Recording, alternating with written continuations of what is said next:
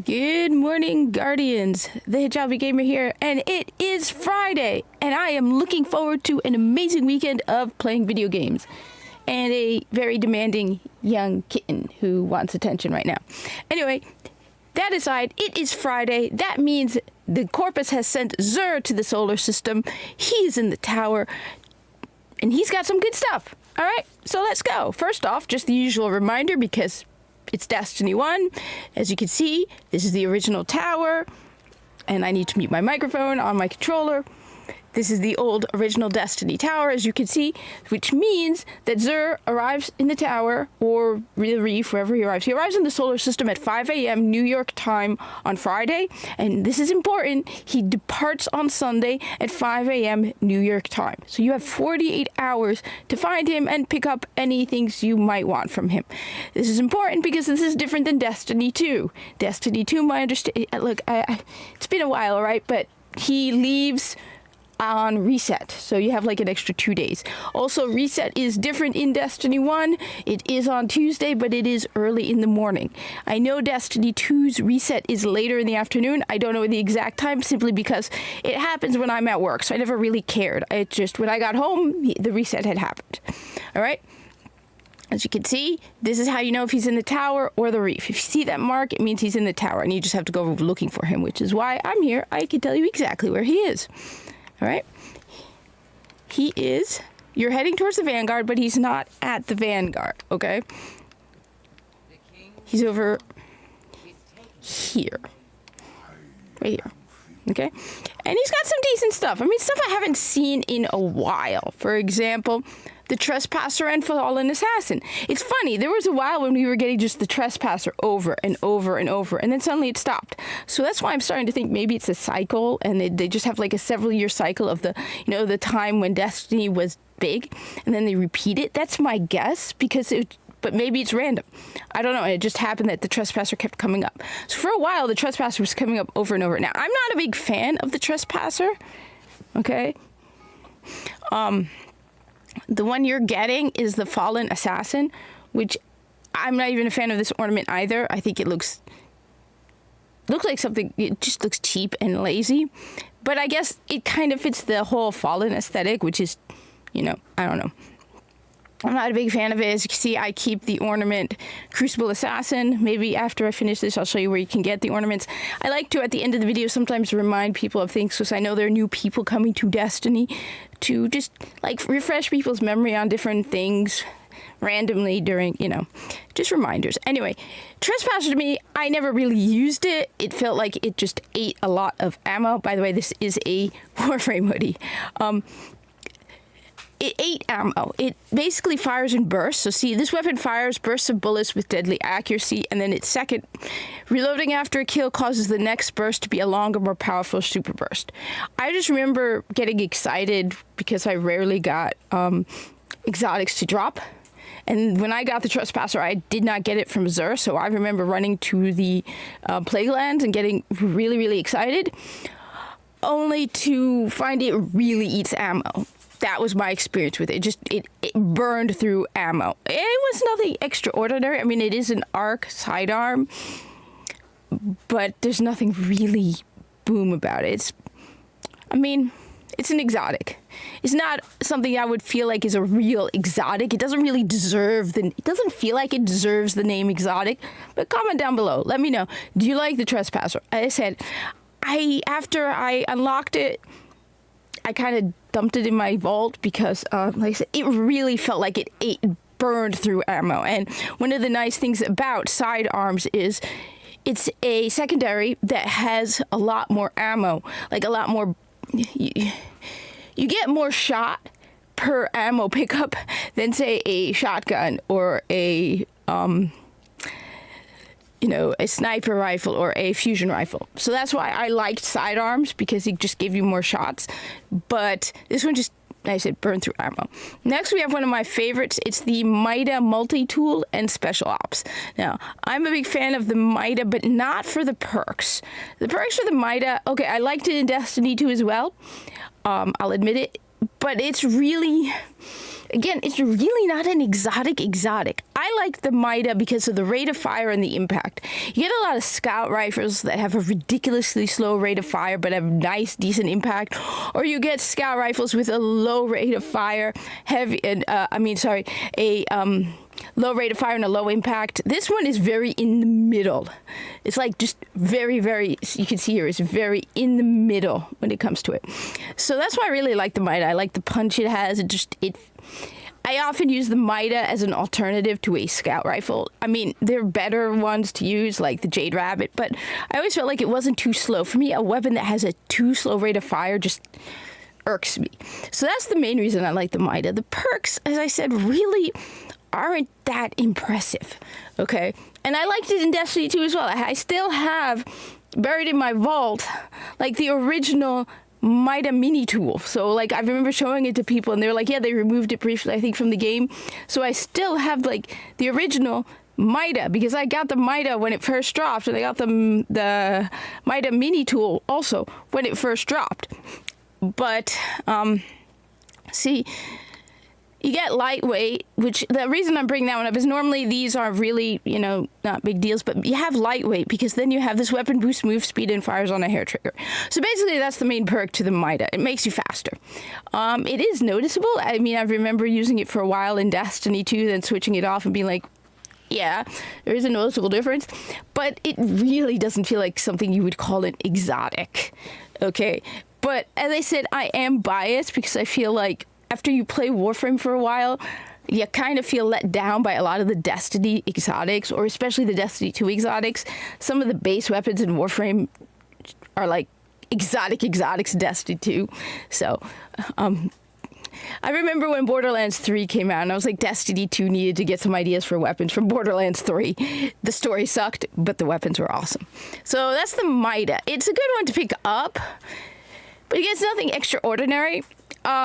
It's always good to pick up the weapons anyway because it adds to your Grimoire score, and you want a high Grimoire score if for no other reason than bragging rights.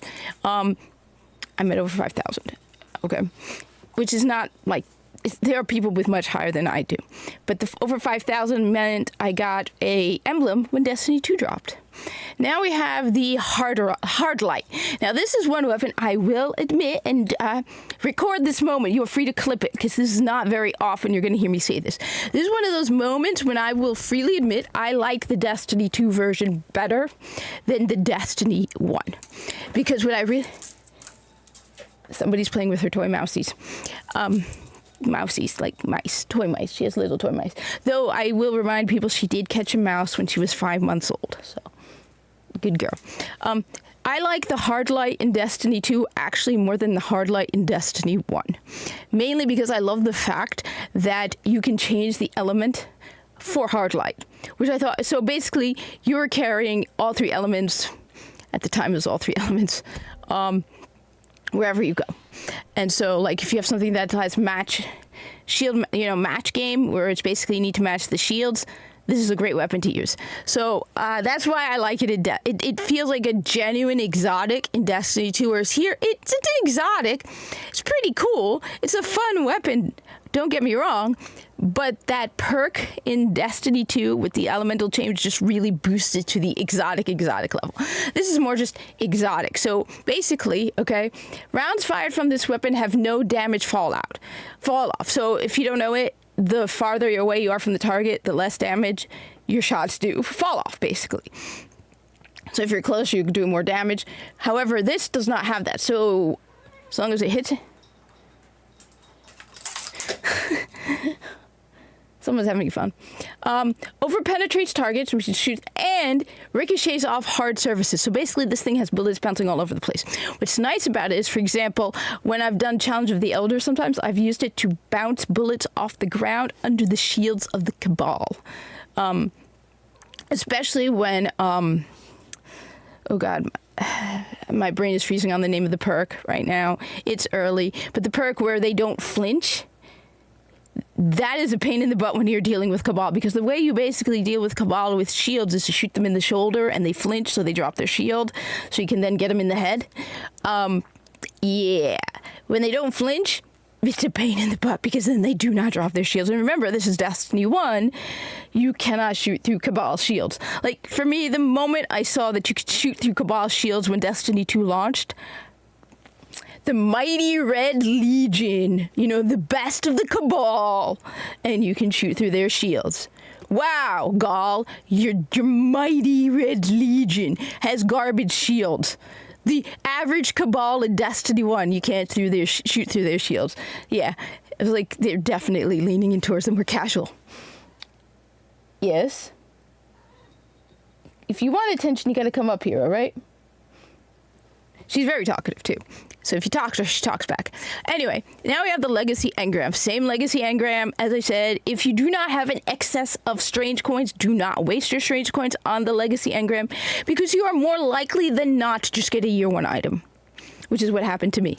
You might also not even get an item that matches your class, because I got Titan armor when I used it. On the other end, if you have an excess of strange coins, go right ahead. Have fun. I personally, if I have an excess of strange coins, will definitely pick up more heavy ammo synths, because one can never have enough heavy ammo synths. All right, you can never have enough. Trust me on this. Okay. Anyway, for the armor, we first off have the no backup plans for the Titans, and this one actually looks pretty cool. Remember it. Shotgun kills trigger force barrier, and force barrier's duration is increased. I like that. Now, I'm not exactly sure what force barrier is. I have a Titan. I haven't played Titan in a while, but I should try this out. I said, one of these days I'm going to sit down and make a whole bunch of videos about the different exotics and what they can and can't do, and just show them off, because I have a lot of the exotics. But this one is pretty cool. Force barrier and force barrier duration. It reminds me of Vault from Warframe. But comment down below, what do you think of this one? Okay.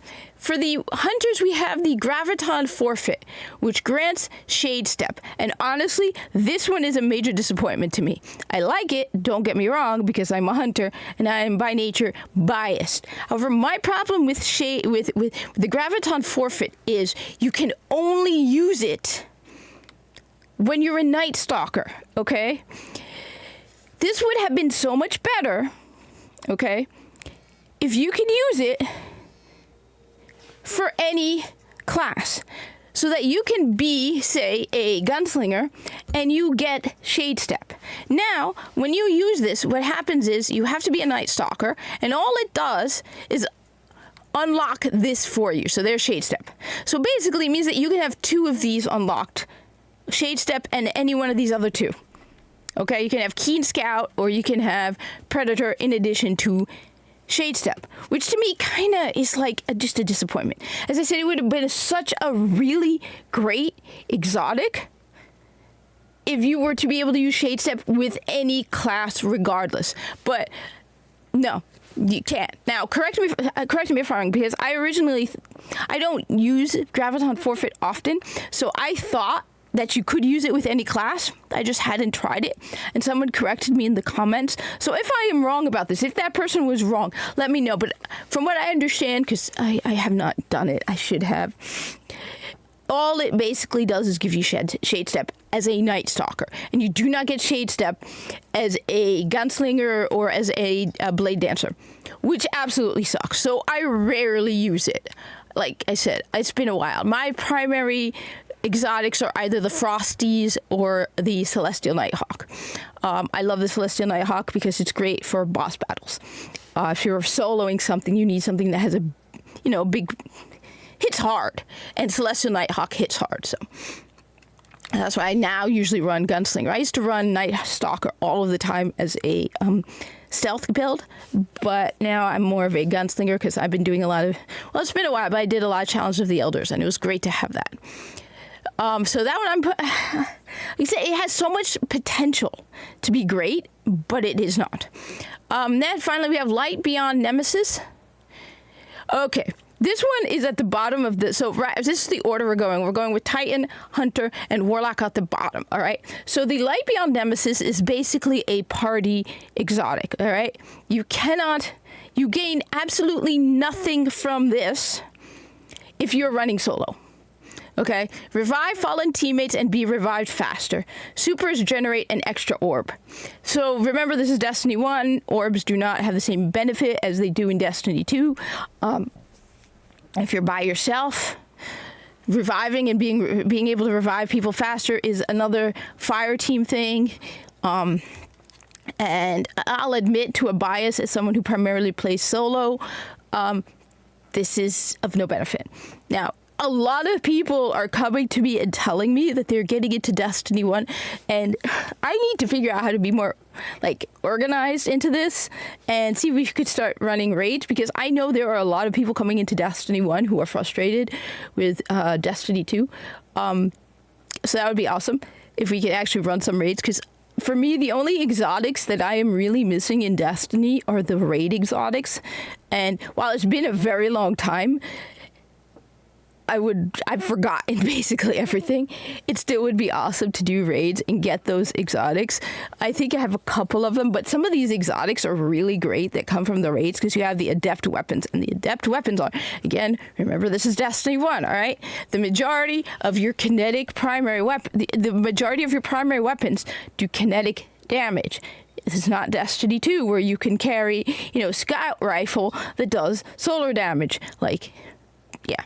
So these, for example, Zala Supercell, very rare, okay? And a lot of the adept weapons that you get out of the raids are primary exotics with elemental damage. And those are wonderful to use, especially if you have certain burns for the week.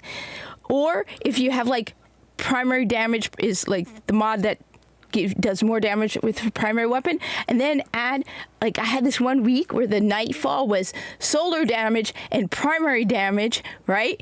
And I had a solar primary exotic, and that thing melted enemies. It was awesome. So that's why.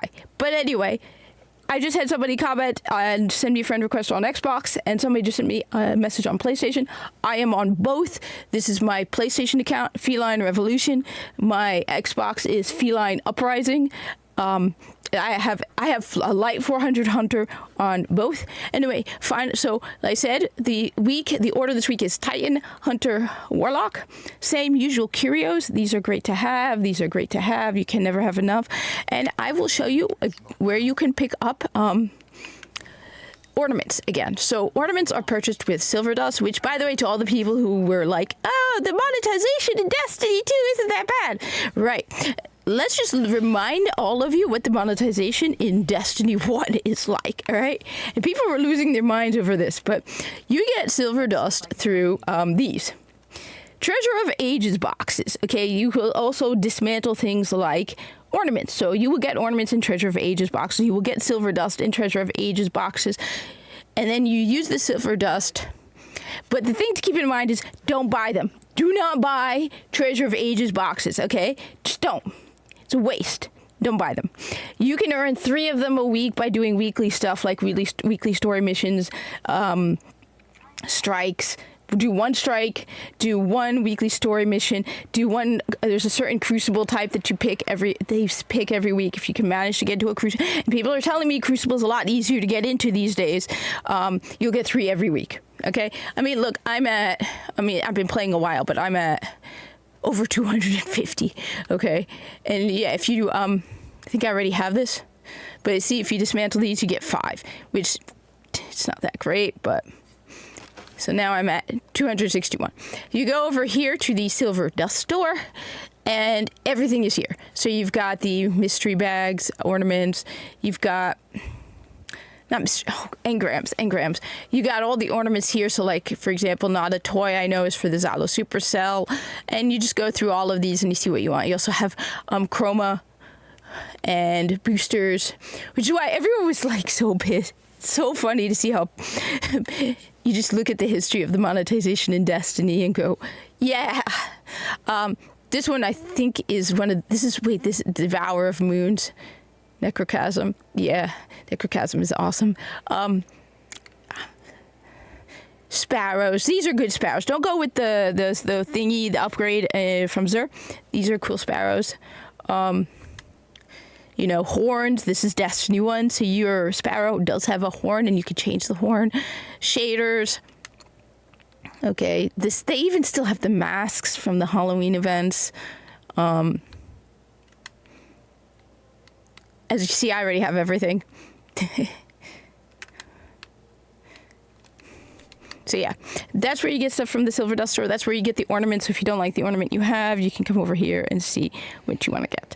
Other than that, that's your Xur update for the week. Thank you for watching. Like, comment, subscribe. Let me know, like I said, share this. Let me know of any other people. Oh, one other thing. Let's see if we have new people. So, wow, we only have 3 people in the tower right now. I mean, it is 5 in the morning. Okay, so we got me and 2 old people. You can tell by the Grimoire score, not the level, the Grimoire score. So this is probably another character. This isn't their first character because they are at over 3,000 Grimoire. So this is definitely, if they are level 39, this is definitely at least a second character. And this person here is, look, see, like I said, you can't tell by the level because this person also has another character, level 7, light 57, and they have a 3,400 Grimoire score. No, that's not their first character. Like I said, I have a 5,100 Grimoire score, and I have like a level, I don't remember, maybe 12 or 13 character, but I've had level 1 characters with this Grimoire score. That's how you know. New people have low Grimoire. People like me have high Grimoire. Anyway, thanks for watching. Like, comment, subscribe. Talk to other Destiny people. See if anybody does want to do raids. Because that would be, especially the weekly raids, that would be awesome. Nightfalls too. And I hope to see you in the tower.